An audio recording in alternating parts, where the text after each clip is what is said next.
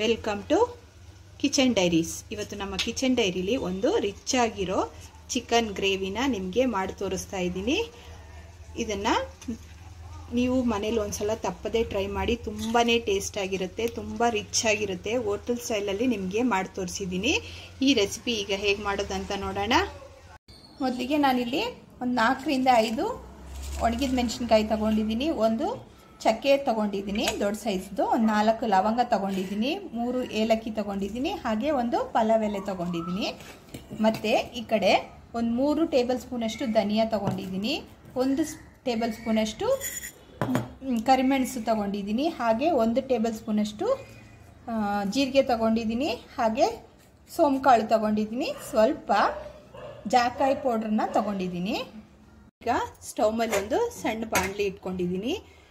ಈಗ ನಾನು ತಗೊಂಡಿದ್ನಲ್ಲ 3 ಟೇಬಲ್ ಸ್ಪೂನಷ್ಟು ಧನಿಯಾ ಹಾಕ್ಕೊಳ್ತಾ ಇದ್ದೀನಿ, ಜೊತೆಗೆ 1 ಟೇಬಲ್ ಸ್ಪೂನಷ್ಟು ಕಾಳು ಮೆಣಸು ಹಾಕ್ಕೊಂಡಿದ್ದೀನಿ, ಹಾಗೆ 1 ಟೇಬಲ್ ಸ್ಪೂನಷ್ಟು ಸೋಂಕಾಳು ಮತ್ತು ಜೀರಿಗೆ ಜಾಕಾಯಿ ಇಷ್ಟನ್ನು ಇದಕ್ಕೆ ಸೇರಿಸ್ಕೊಳ್ತಾ ಇದ್ದೀನಿ. ಜೊತೆಗೆ ಇಲ್ಲಿ ನಾವು ತೆಗೆದಿಟ್ಕೊಂಡಿದ್ವಲ್ಲ ಒಣಮೆಣಸಿನ್ಕಾಯಿ, ಏಲಕ್ಕಿ, ಚಕ್ಕೆ, ಲವಂಗ ಇಷ್ಟು ಹಾಕ್ಕೊಂಡು ಇದನ್ನು ಒಂದು ಲೋ ಫ್ಲೇಮಲ್ಲಿ ನಿಧಾನವಾಗಿ ಸ್ಮೆಲ್ ಬರೋವರೆಗೂ, ಗಮ್ ಅಂತ ಸ್ಮೆಲ್ ಬರೋವರೆಗೂ ಇದನ್ನು ಲೋ ಫ್ಲೇಮಲ್ಲಿ ಹುರ್ಕೋಬೇಕಾಗತ್ತೆ. ಲೋ ಫ್ಲೇಮಲ್ಲಿ 2ರಿಂದ 3 ನಿಮಿಷಗಳ ಕಾಲ ನಾನು ಚೆನ್ನಾಗಿ ಹುರ್ಕೊಂಡಿದ್ದೀನಿ. ಬೇಕಾದರೆ ಇದ್ರ ಜೊತೆಗೆ 1 ಟೇಬಲ್ ಸ್ಪೂನಷ್ಟು ಗಸಗಸೆನ ಸೇರಿಸ್ಕೋಬೋದು. ನಾನಿವತ್ತು ಗಸಗಸೆನ ಸ್ಕಿಪ್ ಮಾಡ್ತಾ ಇದ್ದೀನಿ. ಇಷ್ಟನ್ನು ಚೆನ್ನಾಗಿ ಹುರ್ಕೊಂಡು ಈಗ ಸ್ಟವ್ ಫ್ಲೇಮ್ನ ಆಫ್ ಮಾಡ್ಕೊಳ್ತಾ ಇದ್ದೀನಿ. ಇದನ್ನು ಇನ್ನೊಂದು ತಟ್ಟೆಗೆ ಹಾಕಿ ಸ್ವಲ್ಪ ತಣ್ಣಗಾಗೋದಕ್ಕೆ ಬಿಡೋಣ. ಈಗ ನೋಡಿ, ಇದನ್ನು ಇನ್ನೊಂದು ತಟ್ಟೆಗೆ ಹಾಕ್ಕೊಳ್ತಾ ಇದ್ದೀನಿ. ಇದು ಸ್ವಲ್ಪ ತಣ್ಣಗಾಗಲಿ. ಮತ್ತೆ ಇದನ್ನು ಸ್ಟವ್ ಮೇಲೆ ಇಟ್ಕೊಳ್ತಾ ಇದ್ದೀನಿ. ಇದಕ್ಕೆ ಸ್ವಲ್ಪ ಎಣ್ಣೆ ಹಾಕ್ಕೊಳ್ಳೋಣ. ಮತ್ತೆ ಒಂದು ಕಡಾಯಿ ಇಟ್ಕೊಂಡು ಒಂದು 2ರಿಂದ 3 ಸ್ಪೂನಷ್ಟು ಎಣ್ಣೆ ಹಾಕ್ಕೊಳ್ತಾ ಇದ್ದೀನಿ. ಎಣ್ಣೆ ಹಾಕೊಂಡ್ಮೇಲೆ ನಾನಿಲ್ಲಿ ಒಂದು 3 ಈರುಳ್ಳಿನ ಹೀಗೆ ಸಣ್ಣ ಸಣ್ಣದಾಗಿ ಕಟ್ ಮಾಡಿ ಇಟ್ಕೊಂಡಿದ್ದೆ, ಅದನ್ನು ಈ ಬಾಣಲಿಗೆ ಸೇರಿಸ್ಕೊಳ್ತಾ ಇದ್ದೀನಿ. ಜೊತೆಗೆ 2 ಹಸಿಮೆಣಸಿನ್ಕಾಯಿ, ಇದನ್ನು ಚೆನ್ನಾಗಿ ಕೆಂಪಗಾಗೋವರೆಗೂ ನಾವು ಫ್ರೈ ಮಾಡಿ ತಗೋಬೇಕಾಗತ್ತೆ.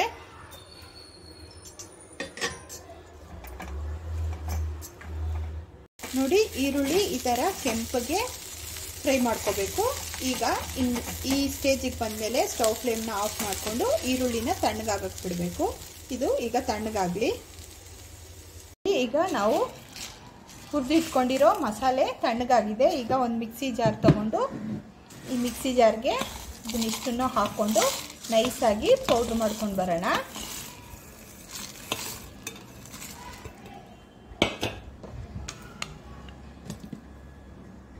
ನೋಡಿ, ಈ ಥರ ನೈಸಾಗಿ ಗ್ರೈಂಡ್ ಮಾಡ್ಕೊಂಡು ಬಂದಿದ್ದೀನಿ. ಈಗ ಇದನ್ನು ಒಂದು ಪ್ಲೇಟಿಗೆ ಹಾಕ್ಕೊಳ್ಳೋಣ.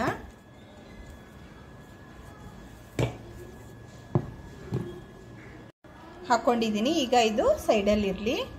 ಈಗ ಅದೇ ಜಾರ್ಗೆ ಇಲ್ಲಿ ನಾವು ಫ್ರೈ ಮಾಡಿ ಇಟ್ಕೊಂಡಿದ್ವಲ್ಲ ಈರುಳ್ಳಿ ಮತ್ತು ಹಸಿಮೆಣಸಿನ್ಕಾಯಿ ಈಗ ತಣ್ಣಗಾಗಿದೆ. ಈಗ ಈ ಜಾರ್ಗೆ ಇದನ್ನು ಸೇರಿಸ್ಕೊಳ್ಳೋಣ.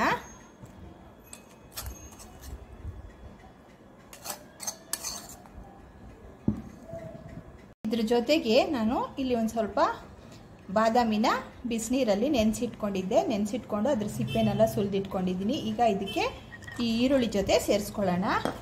ಹಾಗೆ ಒಂದು ಸ್ವಲ್ಪ ಗೋಡಂಬಿನೂ ನೆನೆಸಿಟ್ಕೊಂಡಿದ್ದೆ, ಇದನ್ನು ಇದಕ್ಕೆ ಸೇರಿಸ್ಕೊಂಡು ಈಗ ಇದನ್ನು ಒಂದು ನೈಸಾಗಿರೋ ಪೇಸ್ಟ್ ಥರ ಗ್ರೈಂಡ್ ಮಾಡ್ಕೊಂಡು ಬರೋಣ. ಸ್ವಲ್ಪ ನೀರು ಹಾಕಿ ಪೇಸ್ಟ್ ಥರ ರುಬ್ಕೊಂಡು ಬರಬೇಕಾಗತ್ತೆ. ನೋಡಿ, ಈ ಥರ ನೈಸಾಗಿ ಪೇಸ್ಟ್ ಥರ ರುಬ್ಕೊಂಡು ಬರಬೇಕು. ಈಗ ಇದನ್ನು ಒಂದು ಬೌಲಲ್ಲಿ ಎತ್ತಿಟ್ಕೊಳ್ಳೋಣ. ಈಗ ಸ್ಟವ್ ಮೇಲೆ ಒಂದು ಬಾಣಲಿ ದೊಡ್ಡದಾಗಿ ಇಟ್ಕೊಂಡಿದ್ದೀನಿ, ಅದಕ್ಕೆ ಒಂದು ಸ್ವಲ್ಪ ಎಣ್ಣೆನ ಸೇರಿಸ್ಕೊಳ್ತಾ ಇದ್ದೀನಿ. ಈಗ ನೋಡಿ, ಎಣ್ಣೆ ಬಿಸಿಯಾಗಿದೆ. ಈಗ ಒಂದು ಚಿಕ್ಕ ಮೀಡಿಯಂ ಸೈಜ್ ಈರುಳ್ಳಿನ ಸಣ್ಣ ಸಣ್ಣದಾಗಿ ಕಟ್ ಮಾಡಿ ಈ ಎಣ್ಣೆಗೆ ಹಾಕ್ಕೊಳ್ತಾ ಇದ್ದೀನಿ. ಈರುಳ್ಳಿ ಚೆನ್ನಾಗಿ ಮೆತ್ತಗಾಗಬೇಕು. ಈಗ ನೋಡಿ, ಈರುಳ್ಳಿ ಚೆನ್ನಾಗಿ ಫ್ರೈ ಆಗಿದೆ. ನೋಡಿ, ಮೆತ್ತಗಾಗಿದೆ. ಈ ಟೈಮಲ್ಲಿ ಇಲ್ಲಿ ನಾನು ಒಂದು 2 ಸ್ಪೂನಷ್ಟು ಶುಂಠಿ ಬೆಳ್ಳುಳ್ಳಿ ಪೇಸ್ಟ್ನ ಆ್ಯಡ್ ಮಾಡ್ತಾ ಇದ್ದೀನಿ.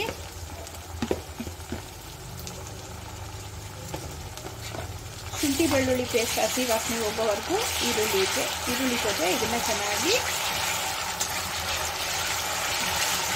ಹುರ್ಕೋಬೇಕಾಗತ್ತೆ ನೋಡಿ.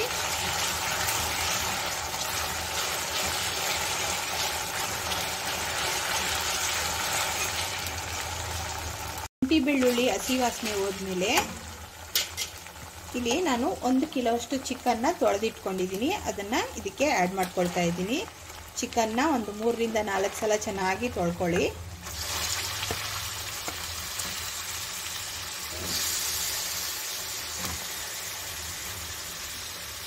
ಇದಕ್ಕೆ ನಾನು ಅರ್ಧ ಸ್ಪೂನಷ್ಟು ಅರಿಶಿಣದ ಪುಡಿ ಹಾಕೊಳ್ತಾ ಇದ್ದೀನಿ.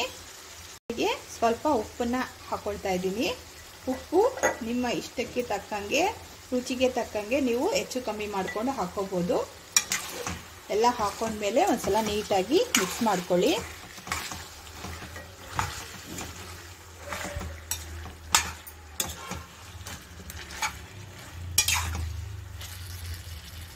ಈಗ ಇದಕ್ಕೆ ನಾವು ಇಲ್ಲಿ ಪುಡಿ ಮಾಡಿ ಇಟ್ಕೊಂಡಿದ್ದೀವಲ್ಲ, ಆ ಪುಡಿನ ಒಂದು 3 ಟೇಬಲ್ ಸ್ಪೂನ್ ಅಷ್ಟು ಪುಡಿನ ಇದಕ್ಕೆ ಹಾಕೊಳ್ಳಿ.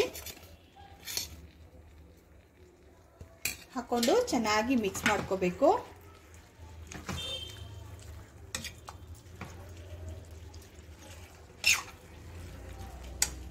ಮಿಕ್ಸ್ ಮಾಡ್ಕೊಂಡ್ಮೇಲೆ ಇದನ್ನ ಒಂದು 5 ನಿಮಿಷ ತಟ್ಟೆ ಕ್ಲೋಸ್ ಮಾಡಿ ಸಿಮ್ಮಲ್ಲಿ ಬೇಯಕ್ಕಿಡಬೇಕು. ಒಂದು 5 ನಿಮಿಷ ಹಾಗೇನೆ ಸಿಮ್ಮಲ್ಲಿ ಬೇಯಲಿ ಇದು. ಈಗ 5 ನಿಮಿಷ ಆಗಿದೆ. ತಟ್ಟೆ ಓಪನ್ ಮಾಡಿ ನೋಡೋಣ. ನೋಡಿ, ಚಿಕನ್ನು ಸ್ವಲ್ಪ ಮಟ್ಟಿಗೆ ಬೆಂದಿದೆ. ನಾವು ಹಾಕಿರೋ ಮಸಾಲೆ ಎಲ್ಲ ಇದರಲ್ಲಿ ಚೆನ್ನಾಗಿ ಹಿಡಿದಿದೆ, ಮಸಾಲೆ ಪೌಡರ್ ಹಾಕಿದ್ವಲ್ಲ.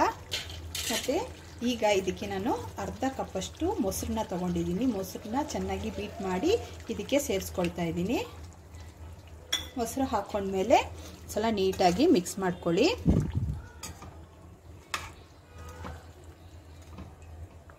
ಮೊಸರು ಹಾಕಿ ಚೆನ್ನಾಗಿ ಮಿಕ್ಸ್ ಮಾಡಿದ್ಮೇಲೆ 2-3 ನಿಮಿಷ ಹೀಗೆ ನಾವು ಲೋ ಫ್ಲೇಮಲ್ಲಿ ಚಿಕನ್ನ ಹೀಗೇನೆ ಮಿಕ್ಸ್ ಮಾಡ್ತಾನೆ ಇರೋಣ. ನಂತರ ಇಲ್ಲಿ ನಾವು ಪೇಸ್ಟ್ ಮಾಡಿ ಇಟ್ಕೊಂಡಿರ್ತೀವಲ್ಲ, ಈರುಳ್ಳಿ, ಹಸಿಮೆಣಸಿನ್ಕಾಯಿ, ಬಾದಾಮ್ ಮತ್ತು ಗೋಡಂಬಿ ಹಾಕಿ ಅದನ್ನು ಇದಕ್ಕೆ ಹಾಕೊಳ್ಳೋಣ. ಹಾಕೊಂಡಿದ್ದೀನಿ. ಸ್ವಲ್ಪ ಮಿಕ್ಸಿ ಜಾರ್ಗೆ ಒಂದು ಸ್ವಲ್ಪ ನೀರು ಹಾಕಿ ಮಿಕ್ಸ್ ಮಾಡಿ ಹಾಕ್ಕೊಳ್ತಾ ಇದ್ದೀನಿ. ಹಾಕೊಂಡ್ಮೇಲೆ ಸಲ ಚೆನ್ನಾಗಿ ಮಿಕ್ಸ್ ಮಾಡ್ಕೊಳ್ಳೋಣ. ಚೆನ್ನಾಗಿ ಮಿಕ್ಸ್ ಮಾಡ್ಕೊಂಡಿದ್ದೀನಿ. ಈ ಸ್ಟೇಜಲ್ಲಿ ನೀವೇನಾದರೂ ಉಪ್ಪನ್ನು ಟೇಸ್ಟ್ ಮಾಡಿಕೊಂಡು ಹೆಚ್ಚು ಕಮ್ಮಿ ಮಾಡ್ಕೋಬೋದು. ನಾನು ಆವಾಗಲೇ ಸ್ವಲ್ಪ ಹಾಕಿದ್ದೆ, ಹಾಗಾಗಿ ಈಗ ಒಂದು ಸ್ವಲ್ಪ ಹಾಕ್ಕೊಳ್ತಾ ಇದ್ದೀನಿ. ಮತ್ತು ಕನ್ಸಿಸ್ಟೆನ್ಸಿನೂ ಅಷ್ಟೇ, ನಾವು ಗೋಡಂಬಿ ಬಾದಾಮ್ ಎಲ್ಲ ರುಬ್ಬ ಹಾಕ್ಕೊಂಡಿದ್ದೀವಲ್ಲ, ಹಾಗಾಗಿ ಇದು ಸ್ವಲ್ಪ ಗಟ್ಟಿ ಬರುತ್ತೆ. ನೀವು ಬೇಕಾದರೆ ಇನ್ನೊಂದು ಸ್ವಲ್ಪ ನೀರನ್ನು ಇದಕ್ಕೆ ಆ್ಯಡ್ ಮಾಡ್ಕೋಬೋದು. ಇಷ್ಟನ್ನು ಹಾಕ್ಕೊಂಡು ಈಗ ಒಂದು 5 ನಿಮಿಷ ತಟ್ಟೆ ಮುಚ್ಚಿ ಲೋ ಫ್ಲೇಮಲ್ಲಿ ಚಿಕನ್ನ ಬೇಯಿಸ್ಕೊಳ್ಳೋಣ. 5 ನಿಮಿಷ ಆಗಿದೆ. ನಾನು ಇಲ್ಲಿ 1 ಸ್ಪೂನಷ್ಟು ಕಾಶ್ಮೀರಿ ಚಿಲ್ಲಿ ಪೌಡ್ರ್ ತೊಗೊಂಡು ಇದಕ್ಕೆ ಹಾಕ್ಕೊಳ್ತಾ ಇದ್ದೀನಿ. ನೀವೇನಾದರೂ ಖಾರ ಕಮ್ಮಿ ತಿನ್ನೋರಾಗಿದ್ದರೆ ಒಂದು ಸ್ವಲ್ಪ ಕಡಿಮೆ ಮಾಡ್ಕೊಳ್ಳಿ. ನಮ್ಗೆ ಸ್ಪೈಸ್ ಇಷ್ಟ, ಹಾಗಾಗಿ ಒಂದು ಸ್ವಲ್ಪ ಹಾಕ್ಕೊಂಡಿದ್ದೀವಿ. ಹಾಕ್ಕೊಂಡು ಮಿಕ್ಸ್ ಮಾಡ್ಕೊಳ್ಳಿ. 2 ಮೆಣಸಿನ್ಕಾಯಿನ ಹಾಕ್ಕೊಂಡಿದ್ವಿ. ಸ್ವಲ್ಪ ಮೆಣಸನ್ನ 1 ಸ್ಪೂನಷ್ಟು ಮೆಣಸನ್ನ ಹಾಕ್ಕೊಂಡಿದ್ದೀವಿ. ಹಾಗಾಗಿ ನೀವು ಇಲ್ಲಿ ಖಾರದ ಪುಡಿ ಹಾಕ್ಕೋಬೇಕಾದ್ರೆ ನೋಡಿಕೊಂಡು ಹೆಚ್ಚು ಕಮ್ಮಿ ಮಾಡಿಕೊಂಡು ಟೇಸ್ಟ್ ಮಾಡ್ಕೊಂಡು ಹಾಕ್ಕೊಳ್ಳಿ. ನಾನು ಇಲ್ಲಿ ಒಂದು ಸ್ವಲ್ಪ ಬೆಣ್ಣೆನ ಹಾಕ್ಕೊಳ್ತಾ ಇದ್ದೀನಿ. ನೀವು ಇಲ್ಲಿ ಬೆಣ್ಣೆ ಬದಲು ತುಪ್ಪನಾದರೂ ಹಾಕ್ಕೋಬೋದು. ಇದರಿಂದ ಈ ಗ್ರೇವಿಗೆ ಒಂದು ರಿಚ್ ಟೇಸ್ಟ್ ಸಿಗುತ್ತೆ, ಹಾಗಾಗಿ ಹಾಕ್ಕೊಂಡಿದ್ದೀನಿ. ಬೆಣ್ಣೆ ಬದಲು ತುಪ್ಪ ಆದರೂ ಯೂಸ್ ಮಾಡ್ಕೋಬೋದು. ಈಗ ಗ್ರೇವಿ ಒಂದು ಸ್ವಲ್ಪ ಗಟ್ಟಿ ಆಗಲಿ. ಈಗ ನೋಡಿ, ಚಿಕನು ಚೆನ್ನಾಗಿ ಬೆಂದು ಗಟ್ಟಿಯಾಗಿದೆ. ನೋಡಿ, ಗ್ರೇವಿ ಚೆನ್ನಾಗಿ ಗಟ್ಟಿಯಾಗಿದೆ. ಈ ಟೈಮಲ್ಲಿ ನಾನು ಇಲ್ಲಿ ಸ್ವಲ್ಪ ಹಾಲನ್ನ ಕಾಯಿಸಿ ಆರಿಸಿರೋ ಹಾಲಿದು ಅದನ್ನು ಇದಕ್ಕೆ ಹಾಕ್ಕೊಳ್ತಾ ಇದ್ದೀನಿ. ಇಲ್ಲಿ ಹಾಲು ಬದಲು ನೀವು ಫ್ರೆಶ್ ಕ್ರೀಮನ್ನು ಯೂಸ್ ಮಾಡ್ಕೋಬೋದು. ಜೊತೆಗೆ ನಾನು ಇಲ್ಲಿ ಸ್ವಲ್ಪ ಕಸ್ತೂರಿ ಮೇಥಿನ ಕ್ರಷ್ ಮಾಡಿ ಹಾಕ್ಕೊಳ್ತಾ ಇದ್ದೀನಿ. ಮತ್ತು ಸ್ವಲ್ಪ ಕೊತ್ತಂಬರಿ ಸೊಪ್ಪು ಇಷ್ಟನ್ನು ಹಾಕ್ಕೊಂಡು ಒಂದ್ಸಲ ನೀಟಾಗಿ ಮಿಕ್ಸ್ ಮಾಡಿಕೊಂಡು ಸ್ಟವ್ ಫ್ಲೇಮ್ನ ಆಫ್ ಮಾಡ್ಕೊಳ್ಳೋಣ. ಗ್ರೇವಿ ತುಂಬಾ ರಿಚ್ ಆಗಿ ತುಂಬ ಟೇಸ್ಟಾಗಿರುತ್ತೆ. ಒಂದ್ಸಲ ನೀವು ಮನೇಲಿ ಇದನ್ನು ತಪ್ಪದೆ ಟ್ರೈ ಮಾಡಿ, ಮತ್ತೆ ಮತ್ತೆ ಮಾಡ್ತಾ ಇರ್ತೀರಾ, ಅಷ್ಟು ಚೆನ್ನಾಗಿರುತ್ತೆ ಇದು. ಇವತ್ತಿನ ರೆಸಿಪಿ ಏನಾದರೂ ನಿಮ್ಗೆ ಇಷ್ಟ ಆದರೆ ಲೈಕ್ ಮಾಡಿ, ಶೇರ್ ಮಾಡಿ ಮತ್ತು ಸಬ್ಸ್ಕ್ರೈಬ್ ಮಾಡೋದನ್ನು ಮರಿಬೇಡಿ.